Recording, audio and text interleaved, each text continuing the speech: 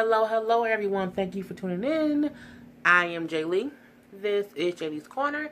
This is my review of Mary Mary Season 6, Episode 2. And Episode 2 is a whole bunch like Episode 1.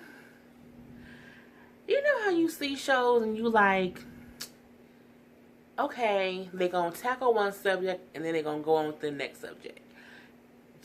Episode 1 and 2 was, it's all about Mary versus Mary, about Tina versus Erica. They want another Mary Mary album. Tina don't want to do another Mary Mary album. I mean, I can just, I just don't. I mean, the episode the episode does pick off right where the last one left off with Google saying, so it's Mary against Mary, y'all both have y'all singles one to be coming out on the same day. And, Tina's like, look, I ain't trying to base the rest of my life on what Tina got going, what Erica got going on. So I ain't for this conversation. And she gets up and leaves. And, Erica then has a conversation with Warren. And she's like, I don't want to go against my sister, but, this is the date that I picked for my song to come out. I mean, I don't know how release dates come out. I don't know if it's certain dates people can release songs, and if you don't release it on that day, if it ruins something, I don't know how that goes. I don't know if it's maybe if you have your song supposed to be coming out on one day, if it's a big deal, if you put it out on the day after or the day before. I don't know that because I am not an artist in the music industry. However, what I do know is, if me and my sister both do the same thing, I mean, before I pick a release date, I think I would at least have a conversation and say, hey, you got anything coming out around this time? I just want to see this to be sure that, our products ain't cross-mingling and ain't cross-merging and won't be against each other. I guess, I don't know if they... I think it's a thing. I don't want to call them fake. I do not think they are fake. But I'm wondering if some of this, some of this madness is for the cameras. Only because I'm like, do y'all not talk? You know what I'm saying? I mean, did Janet Jackson talk to Michael before she released stuff to make sure Michael wasn't releasing stuff? I'm pretty sure they had a conversation. I'm pretty sure, when Beyonce or Kelly is trying to put out some kind of album or song, they have a kind of conversation like, do you have anything coming out around this time? I don't want to overshadow or overstep or, mix and mingle. So I'm like, of all the days in the 365 days of the year, did two sisters who were actually partly group mates put out a song on the same day they didn't know about? That for me is a little bit different. So with Tina leaving, Erica then talking to Warren. Warren is concerned with one thing: another Mary Mary album. That's his whole concern. Tina is concerned with Tina and her mission that she's on. Erica is like, I can go either way. I'm good solo, but I know we need another Mary Mary album. She know that because it's her husband who's going to have to pay their money back if they don't do it. Now, see, my thing is, they've been talking about this thing on Mary Mary album and having to, have another album under Sony for at least 3 seasons now. I mean, Sony ain't just said, forget it, give us our money back. I mean, that's why I'm like, is this a part of the show? Like, once the show is over, or towards the end of the season, is that when we gonna get like, oh, it is gonna be another Mary Mary album? And I just don't know. I don't know how to feel about this episode. So they had that conversation. Then they have a little rehearsal because when they go to Israel, they are going to do a little mini Mary Mary concert in Israel. I get that that's a special occasion. At the rehearsal, we see that, Tina's vocals aren't exercised enough. You know what I'm saying? She's having a couple of issues, hitting a couple of notes, and different things like that. My ponytail looks stupid. But Erica, for the most part, is singing. She's not having as much of an issue. I think it was one part where I'm like, oh, you're a little pitchy, Erica. But for the most part, she's all said and done. And Tina says, like, I think Erica battling with me. I ain't battling with her. I'm not battling with my sister. She battling with me. And it was a thing of when Erica was singing, she was taking the church, and then she hit her high note, for the yesterday, she's hitting that note, and Tina was looking at her like, you gonna sit that whole high note, like that whole high note, and Erica like, what? So I think for a minute, Tina was like what? I think for a minute, Tina felt like Erica was trying to out-sing her. But my thing is, I've seen them do that song before, and I'm like, that's always how they do. So they could have just been, Tina's nerves, who knows. But, when she says, do we have to sing it that high, be all up in the rafters? And Erica like, do you want us to, bring the whole song or the whole set down a note for you? And Tina went for that, so Tina did what she did best. Tina left. Like, I ain't here for that. I ain't trying to go through all that. I'm out. And she leaves. So, when Erica gets back home and she's talking to Warren, and Warren is asking her how did the practice, the rehearsal go, she's like, oh, wasn't that, great? It is what it is. We'll be fine. And he's like, no, y'all need to be great. Y'all going to Israel. Y'all having this concert. And he's kind of putting pressure on her to make sure they are at their best. And she's not at that place right now where she wants to hear that. And she lets him know that. She's like, look, sometimes I need you to take off those other hats that you wear, producer, manager, whoever else, D-Block representative. I just need you to be my husband and be supportive. And sometimes just give me a hug and say, baby, everything's going to be okay. Instead of consistently, for lack of a better term, beat me down with what I need to do or how I can be better and how I need to just kind of just suck it up and make things different. And she's like, sometimes, when I'm sad and I'm low and I just, I need encouragement. I need guidance. I want my husband. I don't want everything else. And he's like, I can't do that. What you mean you can't do that? Okay? And I think from that's the same way I feel like Tamar was saying that, with her working with her husband, it can put a strain on your marriage when your husband is your husband, he's your manager, he's your producer, he's so many different things that those roles get switched up. And sometimes one person or the other, it can be the wife or the husband, don't know when to step into that other role. Because sometimes you can go to your husband as the artist and you want him to respond as an artist, and he might respond as your husband, or vice versa. You might go to your wife and you want your wife as her husband, and she wants you to be her manager or her producer. So it's a hard balancing act for them. And she's telling him, like, look, I need you to sometimes just be my husband. And he's saying, well, if I had something on my heart, I can't lie, I can't not say it. See, that's a problem. Sometimes as a husband, you just can't say stuff. Okay? And, she's like, okay, fine, whatever. The next thing we see, video chat sessions, what I'm going to call this. So Tina called Erica, and it was Teddy was also there too. And they are having like a video chat with her marketing person. And the first thing I thought was, why are they having this meeting in the office? I mean, is that their office? I hope they didn't rent an office just to video chat somebody. Because I thought it was going to be a real meeting, but the girl was on video.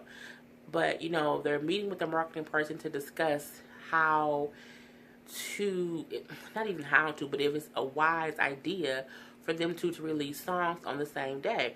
And, Tina is saying, I think it'll be fine. We have fans and they can just pick and choose if they choose to. I think it'll be fine. Whereas Erica, like, I think it's a bad business decision. We're basically, we have the same fans. They've been a fan of us for forever because we were a group. So to have them have to pick and choose between which songs to get, I don't think that's a smart business move. I think we should release songs on different days. But neither one of them is saying, you know what, I'm just going to change my release date and, let it be whatever. They both want to keep their release date. And when the marketing person comes on, it was funny because before that, Teddy was saying, Erica's on the radio. She has a radio show. She's like, she's more visible to people. She's more accessible, so people are going to gravitate towards her. So I'm not worried about her. Her song will do it. He's like, but I'm also not worried about Tina. Tina has her own group of fans, so I think she'll be fine. But they both want to be number one. But we both know there can only be one number one song. So when the marketing lady come on the video feed, she agrees with Erica. And she's like, yeah, I do think it can be, a bad decision or a bad move. I do think because you guys have the same kind of fans, that it could be, you know, a thing where they have to pick and choose. But Tina was like, you supposed to be on my side. And I'm like, well, yeah, because you know, she is paying you, but she told the truth. Like, that's true. You're not going to release a Nas and Jay-Z album on the same day. You should not have a release of a Beyonce and Rihanna album, because I feel like Jay-Z gonna win. I feel like Beyonce gonna win. I feel like if you release a Justin Timberlake album and a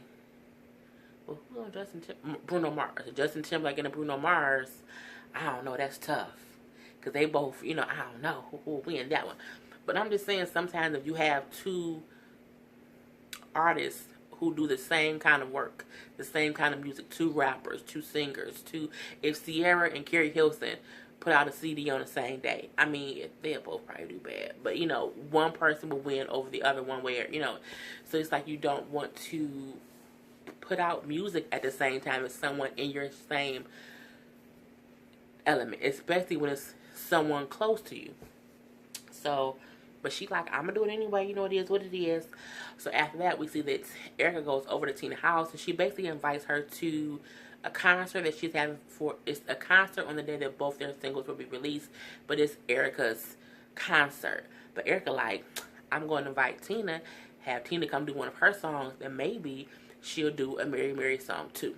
So, you know, Tina is adamant, like, you know, you booking Tina, you're not booking the other Mary, you know, I'm coming as Tina, do my single, that's it.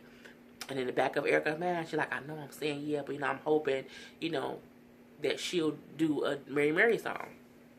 We shall see how that go. This is my thought process on it. I'm going to say this in the end. I hope I remember, though. So, you know, they're doing, well, we see that Erica's doing press in New York on the day of their song's been released. She's going to different radio shows. You know, she's doing interviews. She's trying to plug this song. I don't know if,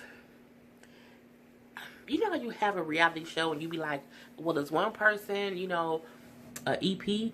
I mean, because I was thinking to myself, are they just not showing Tina promote her stuff? Or is Tina really not on a promotional, you know, tour how Erica is? I'm looking like if they just showed Tina, you know, doing anything, you know, but they showed Erica doing everything. So we see Erica going to different producers, different radio shows, and, you know, promoting it and everything. I'm looking like, but where's Tina? You know, where's Tina promoting her stuff? And, you know, the day of her little concert thing that they're going to have, it rained, so the venue she has, you know, has to be canceled because it was going to be an outdoor concert. So she's freaking out. You know, her mom was with Tina, so she already feels a little bit alone. Like, I just need, you know, someone to be with me for once.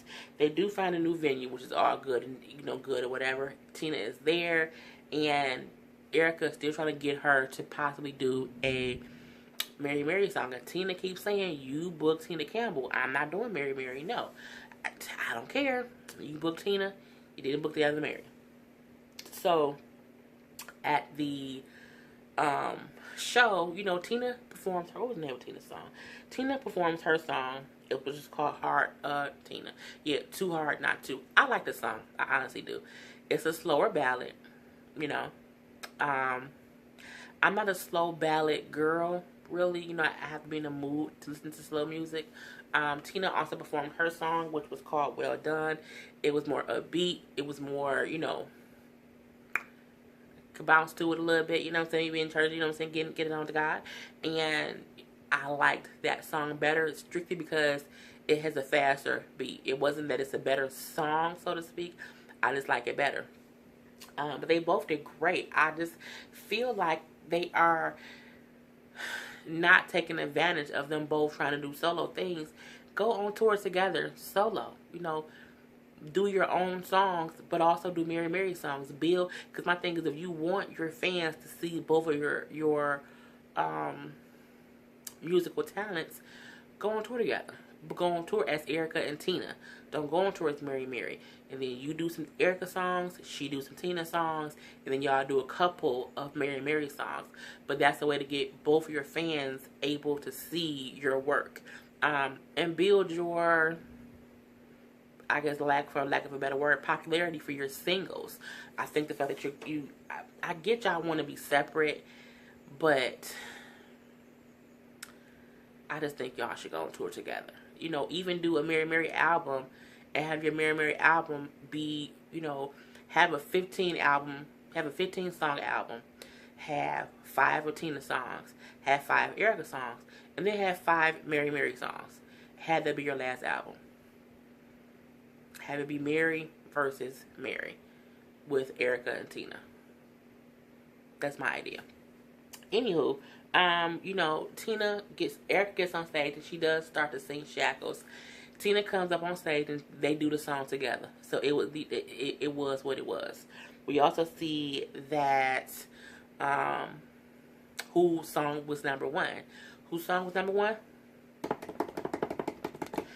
Erica Campbell, yay! Not saying yay because I want her to win over the other person, but you know, congrats to her. But you know, also a great thing is that Tina's song came in number 2. So number 1 and number 2 songs, it's a great thing. But you know, again, I feel like the whole show was about Mary versus Mary in one way or the other. Tina's happy that her song charted, but she's still like, I still want to be number 1. You know, I'm coming for her spot. I get it. That's the way things should be anyway. The end of it was basically Tina thinks she's pregnant. She's sick. She's throwing up. You know, she's like, I never throw up unless I'm pregnant.